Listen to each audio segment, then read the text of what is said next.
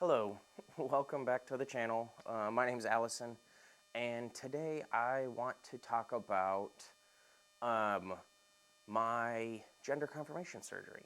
I want to focus more on the things that I did and some of the things that I learned um, through the process, some of my experiences, and just kind of the overall process, what it looks like, how long it can take, some of the expectations.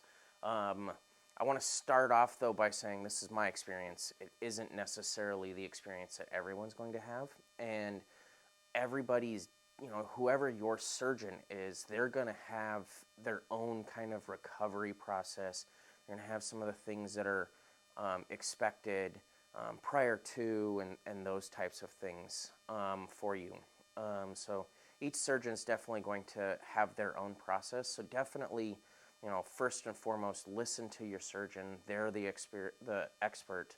They have the experience. This is what they do. So make sure you listen to them, ask them questions. But I think, the process of having having gender confirmation surgery, it's a big decision. And it's a long process. It is not a, hey, I want to do this, and then 3 weeks later, you're having surgery. So, there's a lot that goes into it. I searched for probably 7 or 8 months before I figured out which surgeon I wanted to use. And then after I decided on that surgeon, it was probably another 3 or 4 months before I even contacted them. And I spent a lot of time talking to my insurance company. I spent a lot of time talking to other trans women who had gender confirmation surgery to get their thoughts, their experiences. And so the goal of this video is really going to be just another resource. Again, I think that it's important that you utilize all the resources you have. And that's going to be one of the things that I'm going to talk about is who some of those resources might be.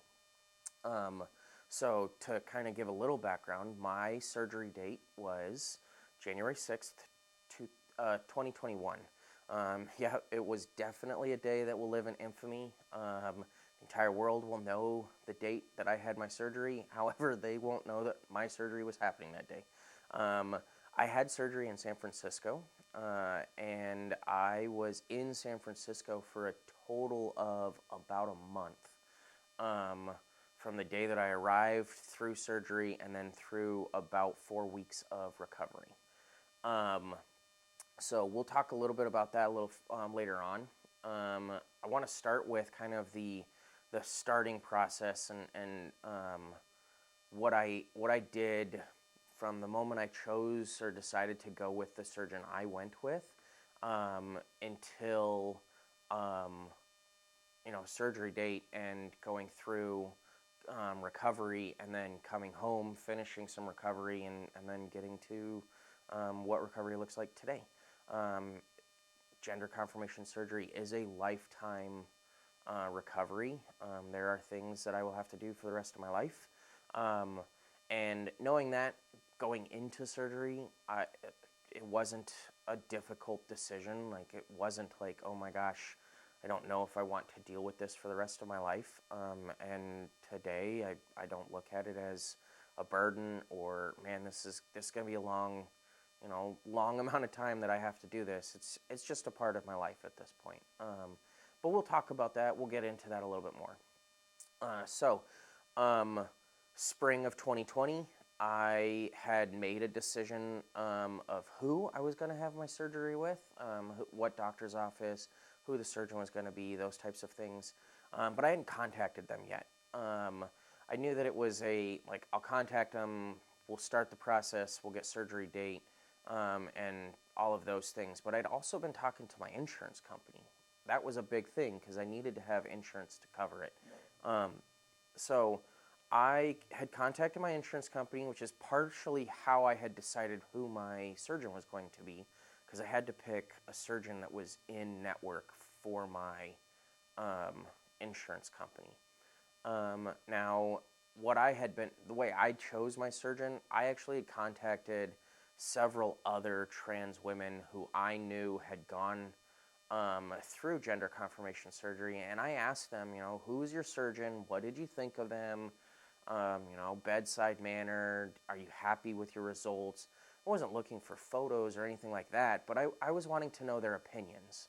And I tell you what, I didn't meet a single one that wasn't willing to share their experience. And honestly, they were all pretty happy with who they had chosen, which is great to hear, right? Like, you don't want to hear somebody have a bad experience about a surgery like that. And so it was good to hear.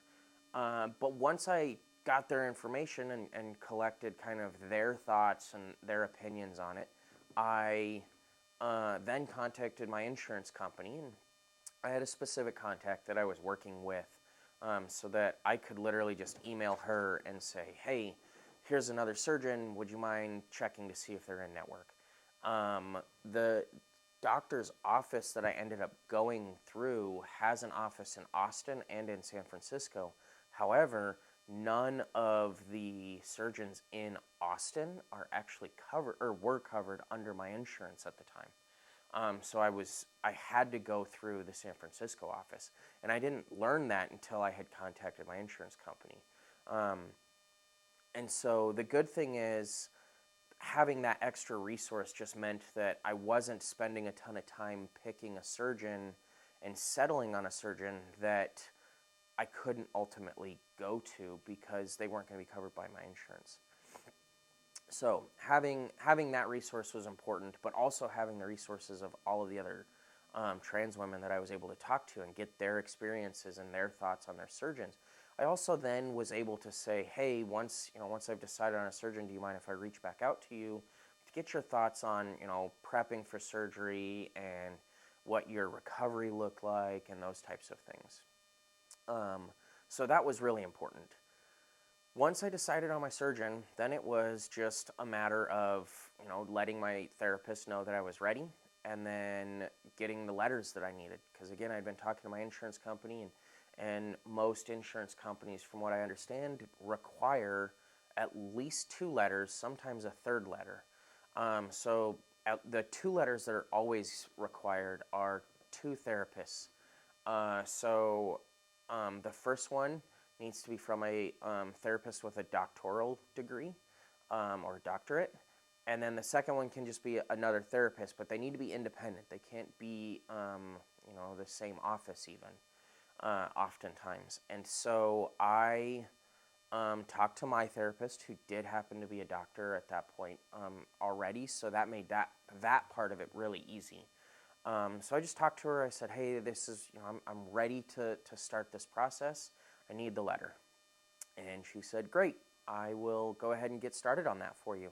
I had been seeing her at that point for over a year. So for her at that point, it was like, I don't need an X number of sessions or anything like that to determine, I believe that this is the right next step for you. So I'm happy to go ahead and write that letter. But then I said, I don't know who else I should be contacting. Do you have any recommendations for people in the community that I might be able to reach out to start the process to get the second letter? And she did. She had a couple recommendations. So I contacted one of them. This was literally during COVID. And so I didn't even have to go visit somebody else at their office. Like, everybody was doing virtual visits at that point. And so I literally just contacted another therapist, and from the beginning, I set up look, I'm really not looking for a long-term therapist. I have one. I am reaching out to you because I'm looking for a letter of recommendation for gender confirmation surgery. And he was completely understandable. He said when he does these types of sessions, he expects to do anywhere from 2 to 4 sessions before he will write the letter. Totally understood.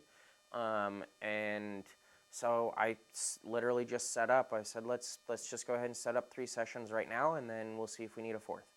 And so we scheduled 3 sessions. I saw him the first 2 sessions, and then he actually, for the 3rd session, at the end of the session, said, I've got your letter ready. and he went ahead and sent it over to me. It was perfect. I had those two done. The third letter that some insurance companies do require and some do not, mine actually didn't require it, but I did get it, is from your doctor that is prescribing your hormones. And that one is a little less less of a, I recommend that gender confirmation surgery happen, and more of a, we've been doing hormones for X amount of time type letter, generally speaking. Again, you're going to want to talk to your insurance company to see exactly what they're going to require. But WPATH has some pretty good guidelines that most insurance companies do follow, which makes it easier to identify what you need to get and what you don't need to get. So my endocrinologist, more than willing to provide me with the letter.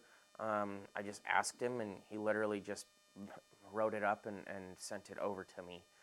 Again, I'd been seeing him for almost 2 years at that point, and so by the time surgery was going to happen, it was going to be 2 years, and so he was more than happy to go ahead and provide that for me, and did it really fast. So then I had gotten I had started the process, or gotten all my letters together, and everything was set up. So now it was time, got to contact the surgeon and get that process started with my surgeon. So the office or the doctor's office that I had chosen, it made it really simple. They only do gender affirming care. And so they were really easy to work with. They literally work with insurance companies all the time, so they had kind of that process figured out, and they made it really easy to start the process. Literally, it was just an online form that I filled out, and then they reached out to me and said, okay, so let's get started. Because I'd already done my research and I already knew the surgeon specifically at their office that was going to be covered under insurance, when they contacted me to say, all right, let's go ahead and get the process started, it was easy for me to say, great, this is the surgeon I want to use. I've done my research, and I know that my insurance will cover me using this surgeon. And so I was able to get that started really fast. It was simple, easy, and it made that process way less stressful and faster through the doctor's office specifically. So then it was, let's schedule first appointment, and that was virtually. And the first appointment is almost always virtually, unless you're, at least at my doctor's office, my surgeon's office. And it was because they recognize that most people are traveling to them, and so they don't expect you to come in to visit them for the first time. So we sat down virtually, and I had my conversation with my surgeon. She asked me a lot of questions, asked about my insurance coverage, asked about letters, and then asked some vital questions, weight, height, those types of things. And then we put together a game plan. So she told me as soon as I get the letter sent over to her and my insurance information, all of that sent over to her office, they would go ahead and get the process started with contacting insurance to get the approvals required. They would, once they got the approvals, they would then schedule surgery date. And we also put together a plan for some things that needed to happen pre-surgery date. And so those things, the big one was electrolysis. But then another thing that my surgeon wanted me to do was lose a little bit of weight. And the reason for it was she was concerned because, especially for the first 2 to 3 days, you're bedridden in recovery. You're not moving. You're literally laying down. You might get up and walk a little bit, but you're not walking a whole lot. And so she was really concerned with blood clots, just because of my weight. She wanted to make sure that I was in the best possible position to not have any complications post-surgery. And so I had plenty of time. She said, look, we're not we're not looking at having surgery next month. It's going to be 6 months or so before surgery. So you've got lots of time. I just want you to try to lose some weight. So that was perfect. I had plenty of time to try and lose weight. And at the meantime, she said that I needed to start electrolysis immediately. 6 months was about the minimum amount of time to get electrolysis completed for surgery. The amount of electrolysis that was needed, essentially. And so I immediately started contacting different electrolysis places. By that time, I had moved from Texas to Washington. And so I found a couple of different places in Washington state that I was able to, that were willing to do electrolysis for me for gender affirming care. And so I ended up picking one that was purely just based on total price, and the one that I picked was willing to try and get insurance to help cover it. Unfortunately for me, I was not able to get insurance to cover it, and the reason for that is Washington State doesn't certify electrolysis technicians. And so since they don't certify any electrolysis technicians in the state of Washington, insurance was not willing to work with any of them because they're not certified technicians. And so I really struggled to get insurance to cover it. I will say I have a friend in Texas who she also ran into similar issues where her insurance wouldn't cover it. And they literally, the only place that they would cover her for it was in San Francisco. And she was like, well, that seems ridiculous. Are you going to pay for my travel to get out to San Francisco to get the electrolysis done that is required for my surgery? Ultimately, she was able to get insurance to cover the cost of electrolysis for her as a out-of-pocket expense and then reimburse her for it. I was not able to do that, and it was mostly because I just didn't put in that effort to do that.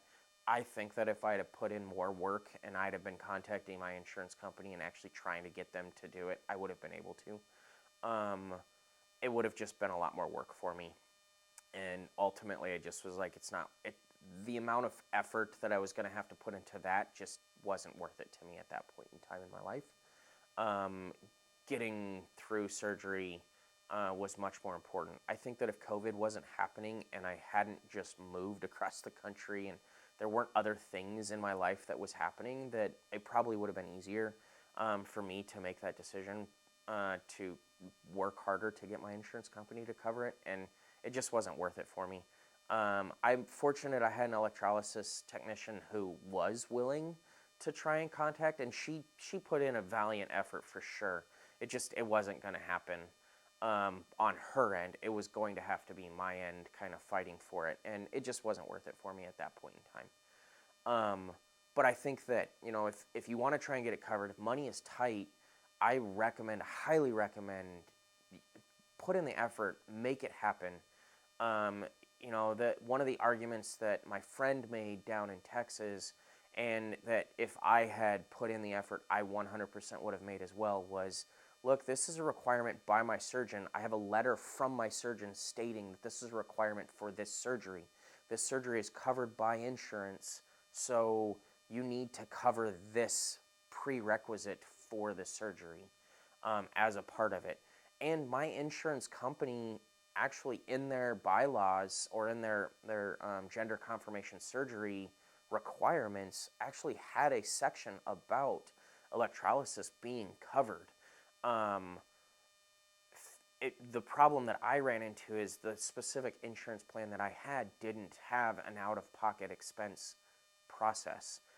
They only covered in-network providers, and so I was having to try and get an exception made to my specific plan. So it might be easier for you depending on what your plan looks like as well. So electrolysis, that was not necessarily the funnest experience. I'm fortunate, again, I had a great technician. She was amazing. I loved working with her. She was she was an ally for sure, super friendly, and was just someone who just wanted to be there as a support for me. In fact, after surgery, and I had told her, like, I don't know if I'll come back. I'd love to try and get some electrolysis on my face, but it's expensive, and I just don't know if I'll be coming back anytime soon. She was totally understanding, really accepting, really almost a friend. And post surgery, while I was still recovering, she actually text messaged me to see how recovery was going, see how everything went. And so just like a great person to get to deal with, which definitely made the experience, the 30 minutes to an hour sessions that I had with her um, once every week or every 2 weeks, very much more pleasant. So that was a great. It was a great experience just because I got to meet someone great who was an awesome ally, and just somebody that was um, fun to be around. Me and her, I'm really into cars if you've listened to the podcast. And so me and her were able to talk cars because she also was into cars. And she was just a good person to get to know. And so I definitely recommend during that process, call around, build a connection with them. It's similar to a therapist. You're going to be spending some time with them, and you're going to be spending some time with them in a much more intimate type position, vulnerable position.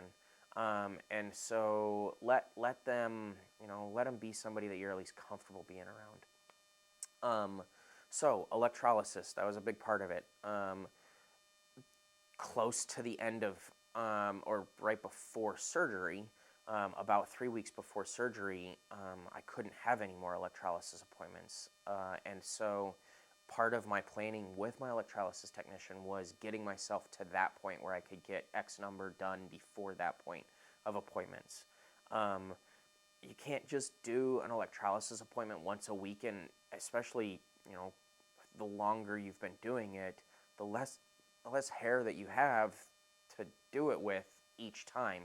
And so you really kind of have to let some of those follicles regrow that didn't, that might have been in a dead cycle or something like that. So make sure, again, you get an electrolysis technician that really knows what they're doing and knows what they're talking about, so that you can schedule those in the right way to be as effective as possible and not waste money just going in for sessions to do them. So that's electrolysis. That was prepping body for surgery. The next things that I needed to do was planning for recovery.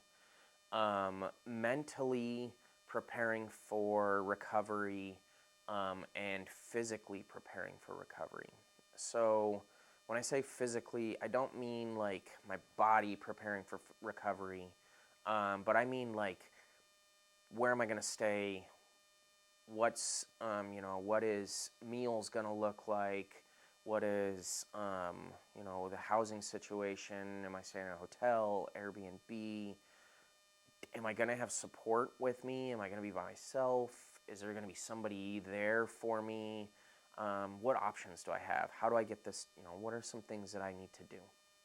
And so I'm fortunate. In my last video, I talked about some of the friends that I came out to, and when I started planning for surgery, before I had a surgery date or anything like that, I had mentioned to them, like, hey, this is kind of the process for surgery, and often it's going to require, me kind of being bedridden, not having a whole lot of mobility for a couple of weeks, and I'm gonna need to figure out a way to have somebody spend some time with me. My mom's a school teacher, and so depending on when my surgery was going to be, my mom might have been able to come out, but if it was during the school year, she wasn't gonna be able to help me. And my sister was working, and she doesn't have a job that she could work remotely, and taking the amount of time off that was going to be required to come out and spend some time just hanging out with me wasn't necessarily going to be an option for her.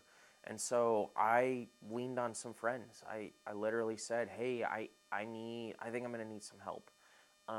And, is it possible for you to come out, and if it is, what can you do? How long can you come out for? And I'll plan around what you can do. And so I was fortunate. I had a couple of friends, but one specifically just stepped up and said, "Yeah, I can definitely come out and help support during that time frame." Um, he was able to work remotely, which definitely helped because it meant that he could literally not take vacation time. He literally just came out and worked during the days. And honestly, during the day, I didn't need him like next to my bed the entire time. I just needed him nearby. And really the thing that he did the most to help me was just help prepare meals. Um, Having somebody there, he was able to pick me up from the hospital after surgery, and then he also um, was able to take me to my first couple of doctor's appointments. Since especially the first one, driving was gonna be very difficult for me. Um, and so he was able to drive me to my doctor's appointments, and he literally just worked in the car while I was in my doctor's appointments. And so it was great having that type of support. And again, I didn't need him to wait on me hand and foot, right? Like he was able to work, and I didn't bother him during work. At least I don't think I did. He didn't mention it to me. But in the evenings, having him there was nice because it meant that I could, I didn't have to spend a significant amount of time on my feet cooking dinner or anything like that. And it meant that I was able to have a little bit of support.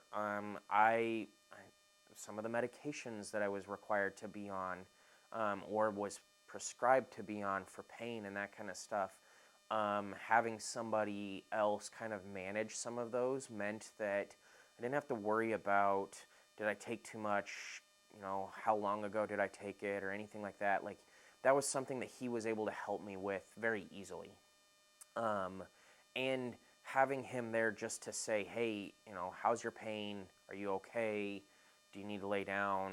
Are you comfortable? Just asking those questions, more of, hey, you're overdoing it, go lay down, opposed to needing him to do anything for me. Um, I was in the hospital for the first 2 days after surgery. He didn't even get into San Francisco until literally the day before I had to, or I checked out of the hospital. So he wasn't there before my surgery or anything like that. I didn't need him there before my surgery. I found an Airbnb that was within walking distance of my hospital. And so I made it a point to walk to the hospital on the morning of my surgery. They were never going to let me walk home from my surgery, so I was going to need somebody to pick me up from the hospital, which was why he came in the day before. Literally, he just flew in, I think, the night before I was checking out of the hospital, and he stayed at the Airbnb that night and then came and picked me up the next morning. But I was close enough that I could literally say, hey, I just shoot him a text message even and say, hey, I'm getting checked out in the next hour. And then he would be able to it took him like 5 minutes to drive over to the hospital. So it made it really easy for him to kind of be able to work through it.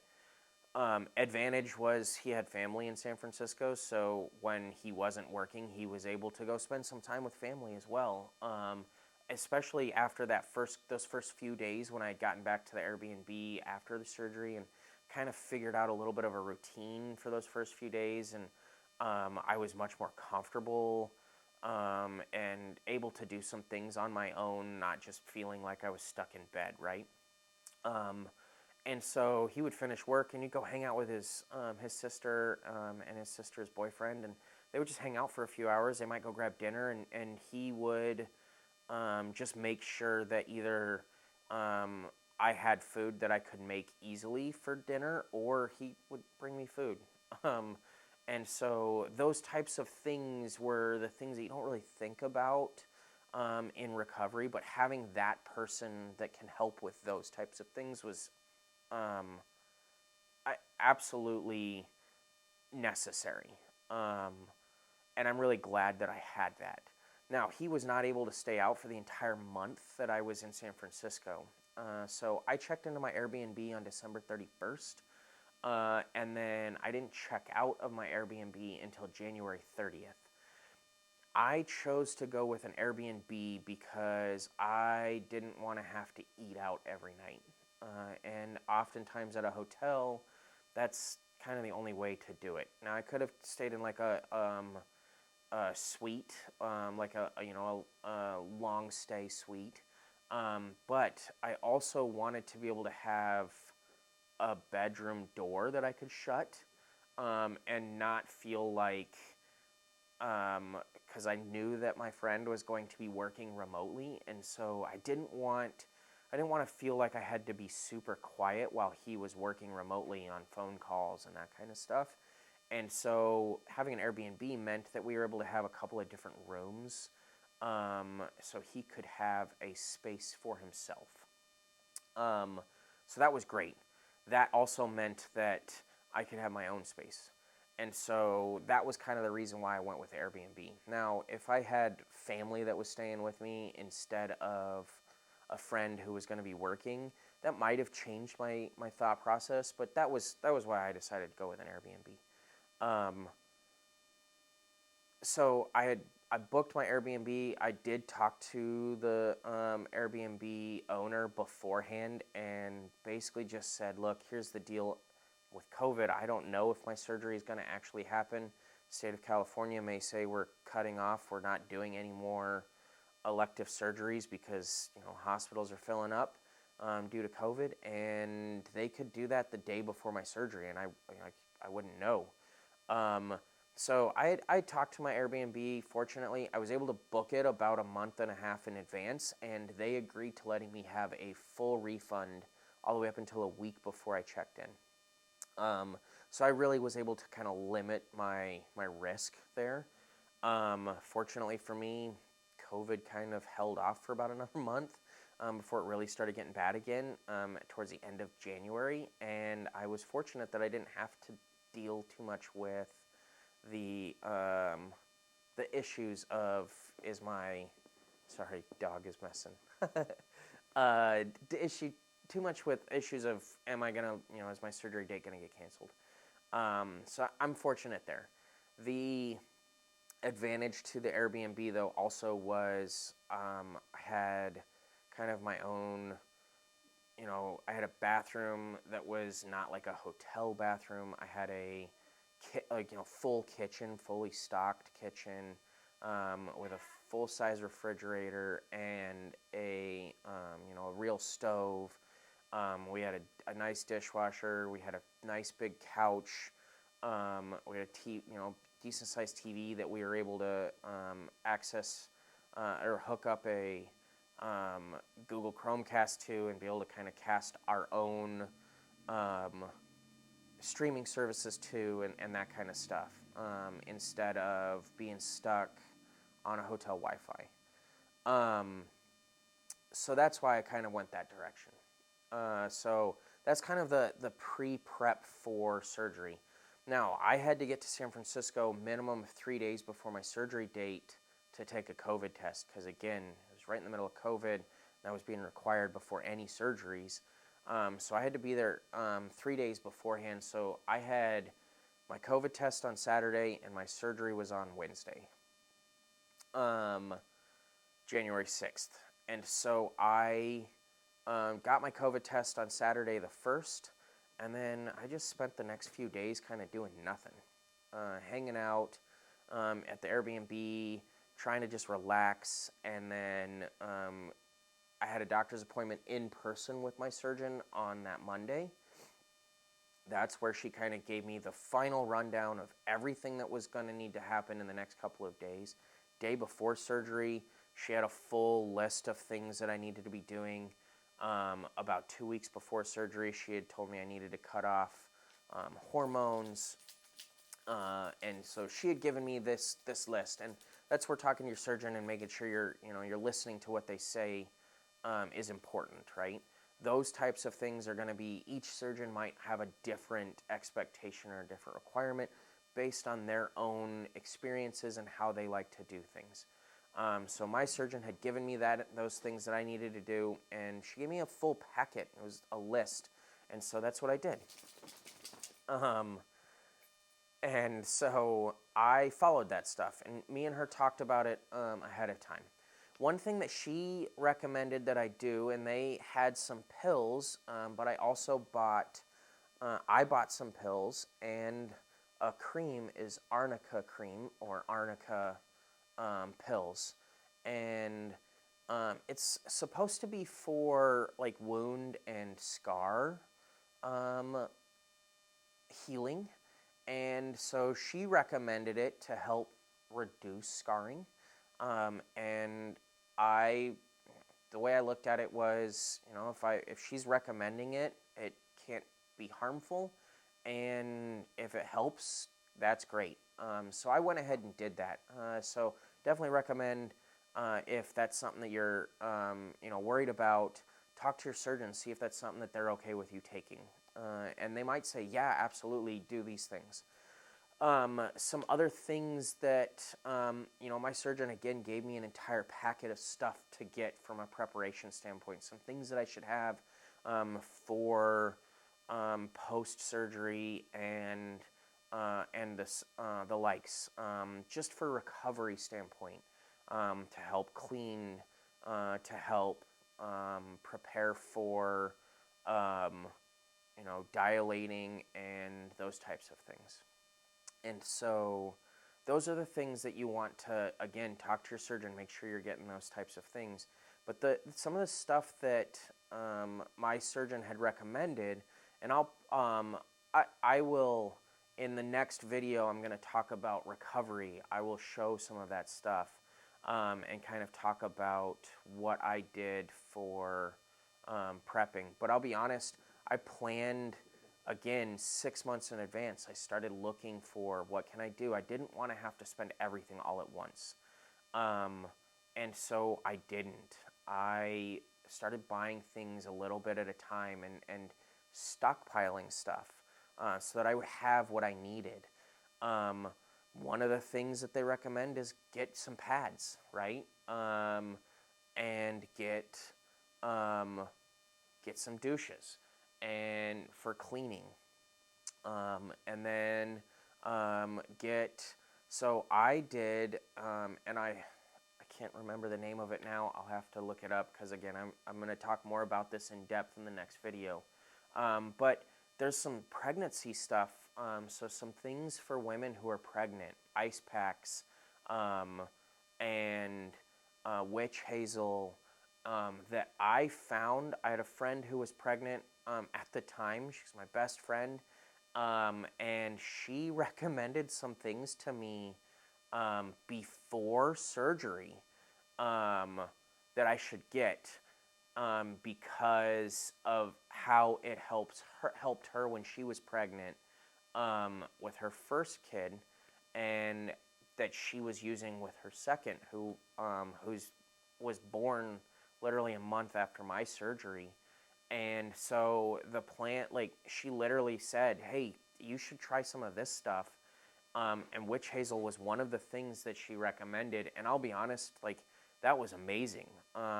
Anytime I used some witch hazel on the surgery site and in the scarring areas, it was instant relief and cooling. And I'm really happy that I did some of those types of things. So I'll get into more of that in the next video, so definitely stay tuned. I'm going to do, the next video will be all about post-surgery and recovery, starting with going in to surgery on January 6th for me, and then all the way up until we'll get through current recovery status. Now, a year and a half or a year and a half later. So stay tuned for that. Make sure you like and subscribe, and hit that notification bell so that you can see when that next video comes out. I look forward to sharing a little bit more about that experience with everyone. If you have questions about my prep, or you want to know a little bit more about the doctor's office that I used or my surgeon, definitely leave me a comment below, and I'll reach out to you and we can have that conversation. I'm more than happy to share. I think that resources are important. Spending the time learning about as much as you possibly can beforehand, for me personally, it made the process way smoother. It meant that I was able to get things done in a timely fashion. My doctor's office was very happy with how prepared I was, and it meant that they were able to move from step to step very quickly. They were never waiting on me. They were always, the only thing they ever needed to wait on was my insurance company. And I can't control that, right? I was able to contact insurance and get some things taken care of quicker because they had already sent stuff over to them. And so I think having the resources, asking the questions, being prepared, knowing what to expect are things that make the process faster and smoother. And so if you have questions, reach out, leave a comment. If you have questions in general about what gender confirmation surgery is, or some of the questions that you might be afraid to ask it respectfully, and I'm more than happy to answer. So again, thanks for watching. Again, like the video, subscribe to the channel to get more information about what it means to be transgender, and we're going to talk more about surgery specifically in the next video, but just different stories. So thanks for watching.